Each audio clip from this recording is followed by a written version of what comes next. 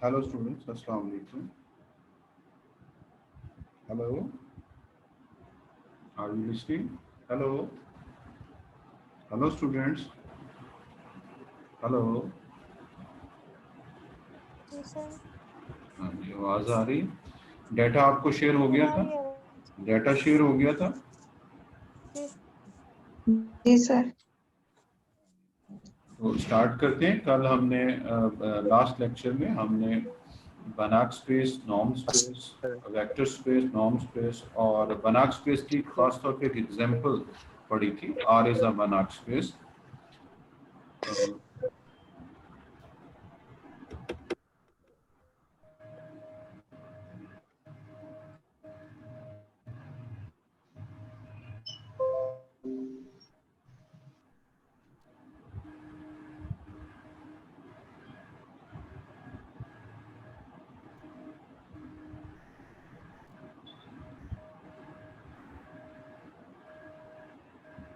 तो एक तो इसमें से अगर कोई क्वेश्चन हो तो आप पूछ सकते हैं।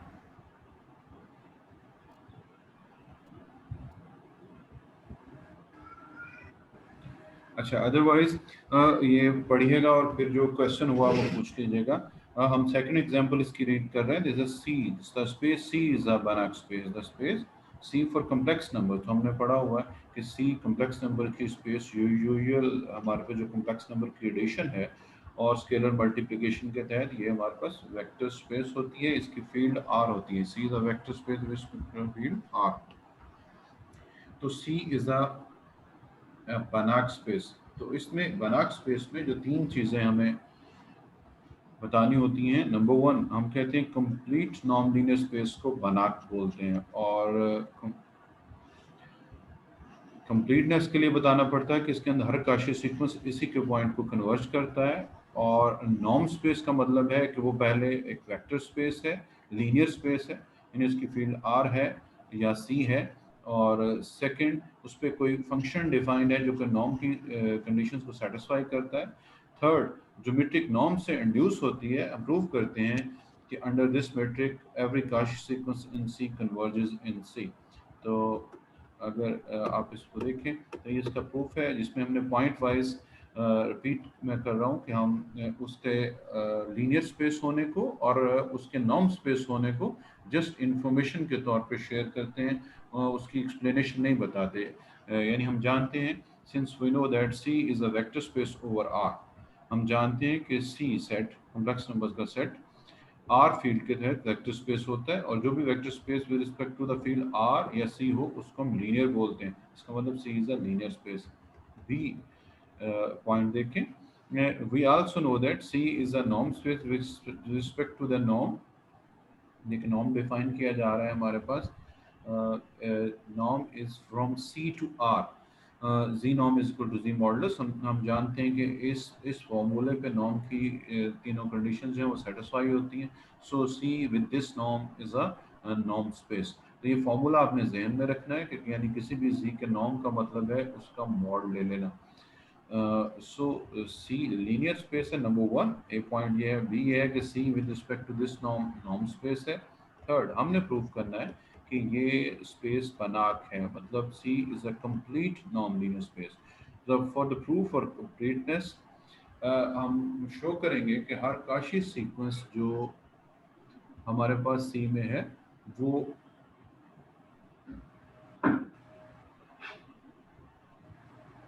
कन्वर्ज करता है सी के ही नंबर को। तो इसके लिए देखें, हम एक काशी सीक्वेंस पोज करते हैं। Now we show that C is complete with respect to the metric induced by its norm. तो इस इंड्यूस्ड मीट्रिक को हम निकाल भी सकते हैं। हमने लास्ट लेक्चर में पढ़ा था कि D of x Y is equal to x minus Y norm, यानी every norm space is a metric space, और इसमें जो हमने फॉर्मूला यूज किया था कनेक्ट करने के लिए, यानी d of x Y is equal to x minus Y norm. So here क्योंकि हम सी में खड़े हैं तो यहाँ हम एक्स वाई की जगह जी वन जी टू ले रहे हैं, तो D of g one g two is equal to g one minus g two norm. और नॉर्म ऊपर डिफाइंड है कि किसी भी कॉम्प्लेक्स नंबर का जो नॉर्म होता है वो उसका मॉडुलस ले लेते हैं। So g one minus g two का नॉर्म किसके इक्वल है? G minus g two modulus के। तो मीट्रिक टोटलिटी में क्या बनी? D of g one g two is equal to g one minus g two modulus. इस मीट्रिक के तहत हम बताएंगे कि ये स्पेस कंप्लीट है, यानी इसके अंदर जो भी हम काशी सीक्वेंस लें उसके अंदर ही कन्वर्ज करेगा। तो यहाँ पे हम कंप्लीटनेस प्रूव करने के लिए एक arbitrary Kashi sequence of complex number लेते हैं और शो करवाएंगे कि वो किसी कॉम्प्लेक्स नंबर को ही कन्वर्ज करेगा।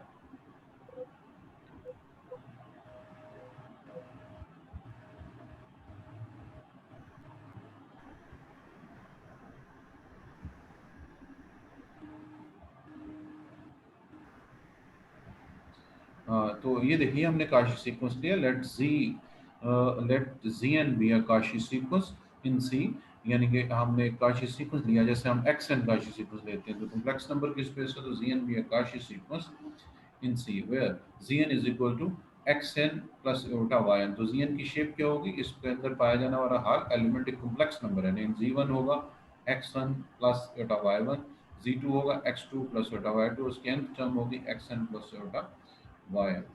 तो यहाँ पे हम काशी सीक्वेंस की डेफिनेशन का यूज़ करते हैं। काशी सीक्वेंस की डेफिनेशन हमारे पास क्या है, काशी सीक्वेंस की डेफिनेशन हमारी ये है कि हर एप्सिलॉन के लिए कोई ना कोई नेचुरल नंबर एग्जिस्ट करता है सच दैट उस नंबर के बाद उस सीक्वेंस की हर दो टर्म्स का डिस्टेंस लेस देन एप्सिलॉन होता है। तो क्योंकि Zn हमारे पास काशी सीक्वेंस है, then by definition of a Cauchy sequence, for every epsilon greater than 0, there exists a positive integer, say n naught, such that d of zn zm is equal to zn minus z2 mod is less than epsilon। ये हमने काशी की definition zn Kashi sequence पे apply कर दी, and this is true whenever mn greater or equal to n naught। तो यहाँ पे हम इसको थोड़ा सा इसको खोल रहे हैं, यानी zn की फॉर्म क्या थी, xn प्लस योटा yn, इसकी थी nth टर्म, और zn का उसकी mth टर्म क्या होगी, xm प्लस योटा ym। तो हम इसकी इसकी टर्म्स को यहाँ पे लिख देते हैं, और हम जानते हैं कि दो कॉम्प्लेक्स नंबर्स को माइनस कैसे किया जाता है, रियल रियल में से और इमेजिनरी पार्ट इमेजिनरी में से माइनस होता है। तो ये फॉर्म ले लेगा हमारे पास xn X N minus X M और plus iota into Y N minus Y M. This total mod is less than epsilon whenever N M is greater और equal to N naught. Complex number के mod का हम formula apply कर देते हैं। उसका formula क्या है हमारे पास कि किसी भी कॉम्प्लेक्स नंबर का मॉड इक्वल होता है रियल पार्ट का स्क्वायर प्लस इमेजिनरी पार्ट का स्क्वायर टोटल अंडर रूट। तो ये इस कॉम्प्लेक्स नंबर का ये जो मॉडुलस है, ये इसका रियल पार्ट है, इसका इमेजिनरी पार्ट है, हम दोनों का स्क्वायर करते हैं, ऐड करते हैं under root. This total term is less than epsilon whenever mn is greater और इक्वल टू n नॉट। तो इसी को हम मूव करते आते हैं। और कॉम्प्लेक्स नंबर के मॉड के बारे में हमारी ये भी इंफॉर्मेशन है कि कॉम्प्लेक्स नंबर का मॉड और उसके रियल नंबर का कंपैरिजन कॉम्प्लेक्स नंबर के कोर्स में अवेलेबल होगा कि रियल नंबर का मॉड लेस और इक्वल टू होता है टोटल कॉम्प्लेक्स नंबर के मॉड के, और वो लेस देन होता है वो लेस देन है यहाँ पे एप्सिलॉन से। इसी तरह कॉम्प्लेक्स नंबर के मॉड में मैं रिपीट करता हूँ, उसके रियल पार्ट का मॉड लेस होता है टोटल कॉम्प्लेक्स नंबर के मॉड के, इसी तरह उसके इमेजिनरी नंबर का मॉड लेस और इक्वल टू होता है टोटल कॉम्प्लेक्स नंबर के मॉड के। तो ये है टोटल कॉम्प्लेक्स नंबर का मॉड, और ये है उसके रियल पार्ट का मॉड। तो रियल पार्ट का मॉड लेस और इक्वल टू है टोटल कॉम्प्लेक्स नंबर के मॉड के, और टोटल कॉम्प्लेक्स नंबर का मॉड ऊपर गिवन है कि this is less than epsilon whenever m and n are greater और इक्वल टू n नॉट। इसी को हम जिस तरह ये हमने रियल पार्ट के लिए किया, इसी तरह इमेजिनरी पार्ट के लिए भी ट्रू है कि किसी भी कॉम्प्लेक्स नंबर के इमेजिनरी पार्ट का मॉड लेस और इक्वल टू होता है टोटल कॉम्प्लेक्स नंबर के मॉड के, और ये गिवन है कि टोटल कॉम्प्लेक्स नंबर का मॉड है due to Cauchy sequence less than epsilon for all mn greater और इक्वल टू n नॉट। तो इन दोनों से रिजल्ट क्या बना, देखें यहाँ से बना, क्योंकि ये इससे लेस है और ये लेस है एप्सिलॉन से, तो इसका मतलब xn minus xn mod less और equal to epsilon whenever mn greater or equal to n naught। इस तरह yn minus ym इससे लेस और इक्वल टू, और ये लेस देन एप्सिलॉन से। This implies yn minus ym naught less than epsilon for whenever n and m are greater or equal to n naught। इन दोनों को अगर हम गौर से देखें तो ये रियल नंबर्स हैं, तो इस मॉड को हम सर लिख लड़के कह रहे हैं मैं एडमिट करें। अच्छा,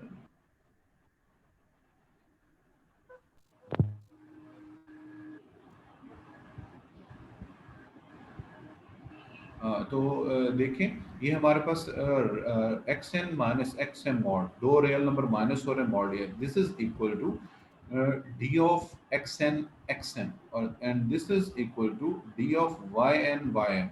तो D of X N is less than epsilon whenever N and M are greater equal to N naught, and similarly D of Y M is less than epsilon whenever n and m are greater or equal to n naught। तो ये definition again बन गई Kashi sequence की। इसका मतलब है जो xn Kashi sequence है वो भी काशी है, और जो yn हमारे पास रियल नंबर का सीक्वेंस है वो भी काशी है। तो हमने कॉम्प्लेक्स नंबर की एक काशी सीक्वेंस से उसकी डेफिनेशन अप्लाई करके दो नए काशी सीक्वेंस डेवलप किए, और एक है xn काशी सीक्वेंस और एक है yn काशी सीक्वेंस। ये दोनों काशी सीक्वेंस किस में है? R में। तो R के बारे में हम जानते हैं कि R और नॉर्म कौन सा यूज हो रहा है? Modulus norm. तो हम पहली एग्जांपल में देख चुके हैं कि R विद मॉडुलस नॉर्म या मॉडुलस मेट्रिक हमारे पास कंप्लीट होती है। कंप्लीट का मतलब है इसमें हर का सीक्वेंस इसी के नंबर को कन्वर्ज करेगा, और अगर वो कन्वर्ज करेगा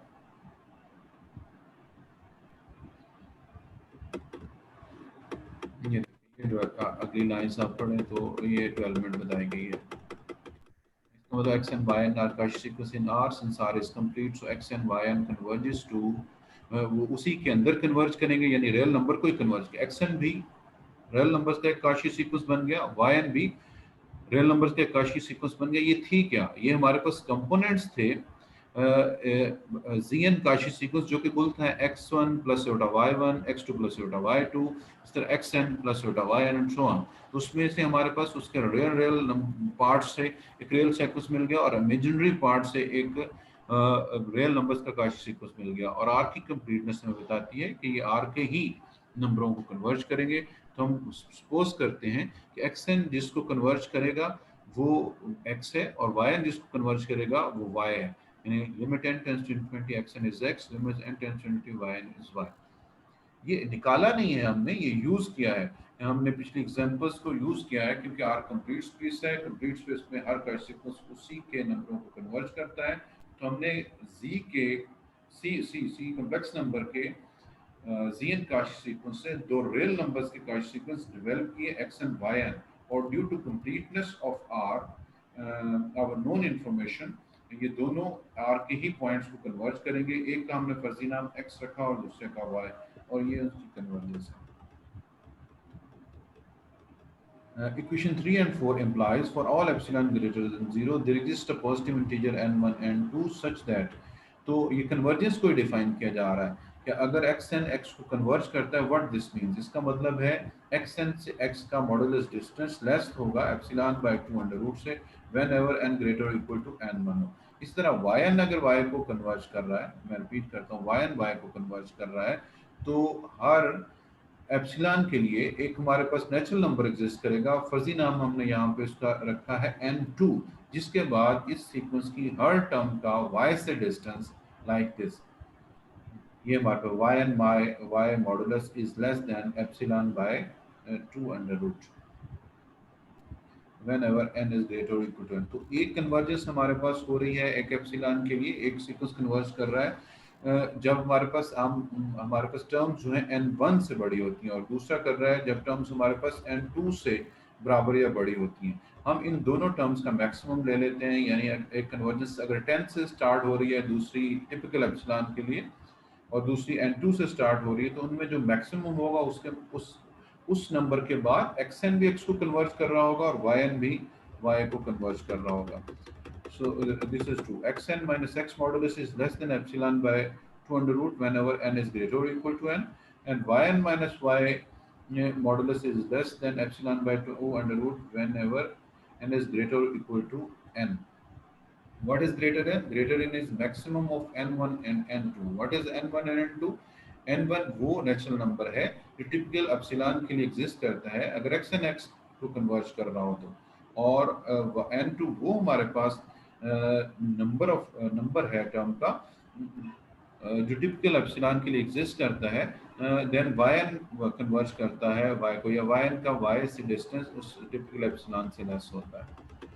तो हमने जो हमारे पास कन्वर्जिंग पॉइंट आए थ्रू द इंफॉर्मेशन कि आर कंप्लीट है तो रियल नंबर का एक्स एन का सीक्वेंस एक्स को और वाई एन का सीक्वेंस रियल नंबर वाई को कन्वर्ज करेगा।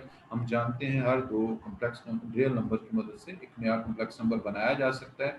सो ये कंस्ट्रक्ट हुआ नया कॉम्प्लेक्स नंबर। एक एक्स एन कन्वर्ज कर रहा था एक्स को और वाई एन कन्वर्ज कर रहा था वाई को, तो एक्स प्लस एटा वाई हमारे पास एक नया कॉम्प्लेक्स नंबर बन गया। इसका हमने फर्जी नाम रख दिया जी।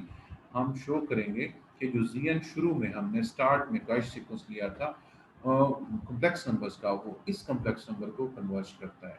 अब ये चेक करने के लिए कि कन्वर्जेंस हो रही है या नहीं हो रही, हम जी एन माइनस जी का नॉर्म लेते हैं। अगर ये हमारे पास लेस देन एप्सिलॉन आ गया तो हम कहेंगे कि जी एन जी को कन्वर्ज कर रहा है, या ये नॉर्म की limit n tends to infinity zero की तरफ मूव हो जाए, या ये लेस देन एप्सिलॉन आ जाए तो हम कहते हैं जी एन जी को कन्वर्ज करेगा। तो हम कैलकुलेट करते हैं, consider g N minus ji norm is equal to g N minus g modulus. Modulus क्यों, हमने शुरू में पढ़ा कि सी हमारे पास कॉम्प्लेक्स नंबर्स की जो नॉर्म स्पेस है under the norm of which is defined as g norm is equal to ji modulus. तो इनको हमने दो कॉम्प्लेक्स नंबर के डिफरेंस को एक कॉम्प्लेक्स नंबर में चेंज किया। कैसे, ये इसको खोल के लिखा G N is equal to X N plus iota Y N, यहाँ लिखेंगे ये स्टेप मिसिंग है, और जी को लिखेंगे X plus iota Y. This is Y N, X N plus iota Y N, N यहाँ से मिसिंग है। तो real minus real, imaginary minus imaginary, तो ये नया कॉम्प्लेक्स नंबर क्या बना, एक्स एन माइनस एक्स, ये एक रियल पार्ट है नए कॉम्प्लेक्स नंबर का, plus iota into Y N minus Y imaginary part है। X N minus X real part है और Y N minus Y imaginary part है। तो इस कॉम्प्लेक्स नंबर का हम मॉड बोलते हैं। मॉड किस कॉम्प्लेक्स नंबर का क्या होता है, उसके रियल पार्ट का स्क्वायर प्लस इमेजिनरी पार्ट का स्क्वायर और टोटल अंडर रूट या स्क्वायर रूट। तो ये हमारे पास आ गया x minus x square plus y N minus y square और टोटल रेज टू पावर 1/2। यहाँ पे हम पिछली इक्वेशंस को यूज करते हैं। हमने पीछे पढ़ा है कि x माइनस एक्स सर का, जी जी स्टूडेंट्स कह रहे हैं इन कर दे। बेटा, ये आप थोड़ा सा टाइमली इन हो जाए करें ना, ये तो 15-20 मिनट हो जाते हैं। और चले, मैंने कर दिया। तो इस पे हम फोकस कर रहे थे। तो पिछली क्वेश्चन में हमने पढ़ा कि x माइनस एक्स मॉडुलस लेस होता है एप्सिलॉन बाय 2 अंडर रूट से whenever n is greater n। इसी तरह y n minus y modulus या नॉर्म ये less than epsilon by 2 under root होता है whenever n is greater n। तो ये हमने दोनों पढ़े थे, उनको यूज किया। तो हम यूज करते हैं कि for all n greater or equal to greater n, this is less than epsilon by 2 under root and this is less or equal to epsilon by 2 under root। तो हमने इनकी जगह एप्सिलॉन बाय 2 अंडर रूट की values put कर दी। देखिए इनकी small calculation है, this is square और टोटल अंडर रूट।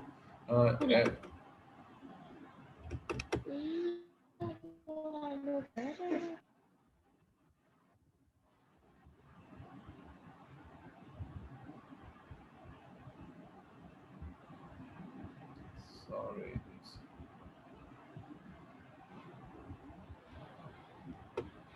तो ये वैल्यूज पुट कर दी, इनको आप ऐड कर लें। ये 2 टाइम्स एप्सिलॉन स्क्वायर बाय 2 आ जाएगा, जो सेम हमारे पास क्वांटिटीज हैं।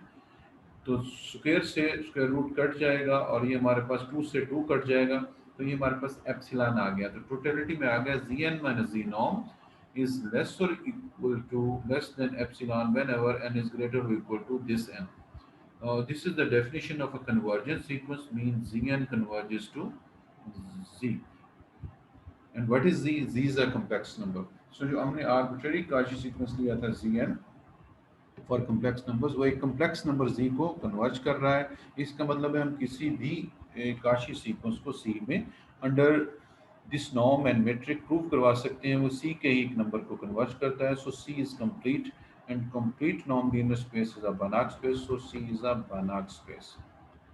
तो मैं अगेन यहाँ रिपीट करता हूँ। देखिए यहाँ पे जो हमने वैल्यूज पुट की हैं, यहाँ पे x माइनस एक्स की जगह एप्सिलॉन बाय 2 स्क्वायर रूट, और यहाँ पे वाई एन माइनस वाई की जगह एप्सिलॉन ओवर 2 स्क्वायर रूट। और किस कंडीशन में, फॉर ऑल n ग्रेटर और इक्वल टू ग्रेटर n। ये कहाँ से पुट की हैं, ये देखिए हम ये यहाँ से पुट की। जैसे ये हमारे पास आ रहा है x minus x modulus is less than epsilon by 2 square root, yn minus y modulus is less than epsilon over 2 square root whenever n are greater than n। यहाँ से हमने वहाँ पे वैल्यूज पुट की। और अगर ये कहें कि ये कहाँ से आई हैं, तो ये हमने पहले दो काशी सीक्वेंस डेवलप किए ZN की मदद से। तो ZN एक काशी सीक्वेंस था, उसकी डेफिनेशन अप्लाई करते हुए हमने ये दो चीज़ें निकाली कि xn माइनस xm का मॉड लेस देन एप्सिलॉन होता है when mn n greater equal to n nought, और सेम इसी तरह yn माइनस yn। तो यहाँ से हमने दो काशी सीक्वेंस डेवलप किए रियल नंबर्स के, एक काशी सीक्वेंस कॉम्प्लेक्स नंबर से, दो रियल नंबर के काशी सीक्वेंस बने, एक xn और एक yn। और क्योंकि y कंप्लीट मैट्रिक्स स्पेस है तो हमने कहा कि इसलिए xn भी एक रियल नंबर को से x को कन्वर्ट करेगा और yn भी एक रियल नंबर को से y को कन्वर्ट करेगा। और इनकी कन्वर्जेंस की डेफिनेशन को हमने, यानी xn x को कन्वर्ट करता है, y को कन्वर्ट करता है, इसकी डेफिनेशन को यहाँ पे यूज किया। यहाँ पे एक क्वेश्चन इंपॉर्टेंट हो सकता है कि आप सोच सकते हैं कि यहाँ पे एप्सिलॉन बाय 2 अंडर रूट ही क्यों लिया। तो ये किसी भी एप्सिलॉन के लिए ट्रू था, एप्सिलॉन ग्रेटर देन 0 का नंबर होगा और हमारे पास 2 अंडर रूट भी ग्रेटर देन 0 नंबर है, इनको डिवाइड करेंगे भी तो ग्रेटर देन 0 नंबर आएगा। तो ये किसी एप्सिलॉन के लिए भी ट्रू करता है। यहाँ पे हम एप्सिलॉन 1 या भी यूज कर सकते हैं, तो एंड पे जो एप्सिलॉन निकला है उसको एप्सिलॉन 2 भी कह सकते थे। तो एक general shape Zn minus Z norm की लेस देन एप्सिलॉन लाने के लिए हमने इसको ये वाली शेप दी। अदरवाइज अगर आप इसको सिंपल एप्सिलॉन 1 कह दें और एंड पे जो भी कैलकुलेशन बने, कहाँ पे, यहाँ पे, यानी यहाँ पे आप बजाय एप्सिलॉन बाय 2 रूट के एप्सिलॉन 1 पुट कर दें, यहाँ पे हमारे पास एप्सिलॉन 1 पुट कर दें, तो ये जो भी हमारे पास आंसर बने उस टोटल को आप, अगर नहीं भी वो कटता तो ज़ाहिर एक नंबर ही बनेगा, उसको आप एप्सिलॉन 2 एप्सिलॉन 3 कह सकते हैं। तो उससे भी प्रूव हो जाएगा कि ZN को कन्वर्ज करता है। So this is today's example. अगर इसमें कोई क्वेश्चन है तो पूछें जी स्टूडेंट्स।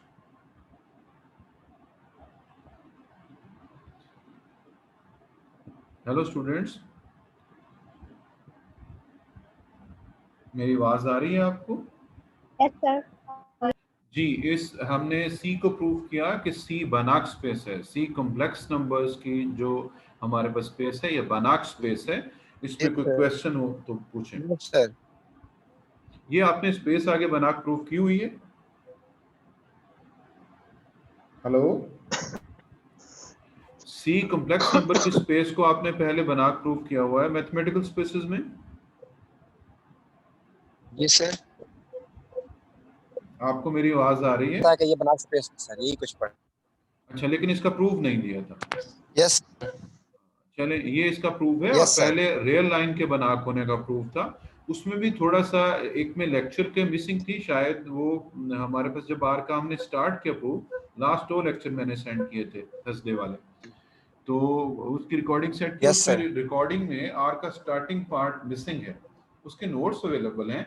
अगर तो आपको मेरी ऑडियो से तो वहां से क्लियर होता है तो ठीक है, अगर नहीं होता, यानी ऑडियो आ रही है, नोट्स आपके पास हैं, तो अगर उस रिकॉर्डिंग के आखिरी पार्ट में तो अगर नहीं होता तो आप बताइएगा, हम उसको रिपीट कर देंगे।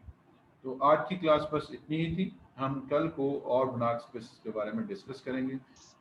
कोई भी क्वेश्चन हो तो आप कर सकते हैं। मैं इसका यूट्यूब का लिंक भेज दूंगा, क्योंकि वीडियो के बड़ा होने की वजह से रिकॉर्डिंग उस दिन भी शेयर नहीं हो रही थी। ओके, अल्लाह हाफिज स्टूडेंट। अल्लाह हाफिज।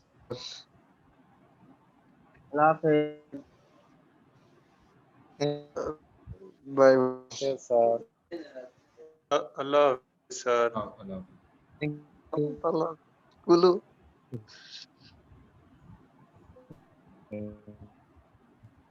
Bye bye, take care.